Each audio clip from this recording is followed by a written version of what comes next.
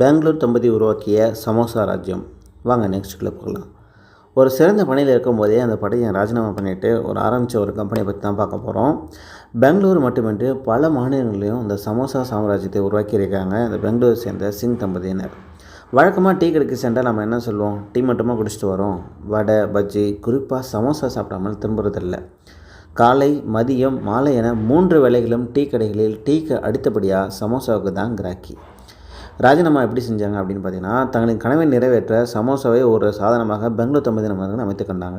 ஆம், பெங்களூரை சேர்ந்த சிகர்வீர் சிங், நிதிஷ் சிங் ஆகிய தம்பதியினர் பார்த்திங்கன்னா, சிகர்வீர் சிங் அவர்கள் பயோடெக்னாலஜி நிறுவனத்திலும், நிதிஷ் சிங் ஒரு எம்என்சிலே வேலை செஞ்சுருக்காங்க.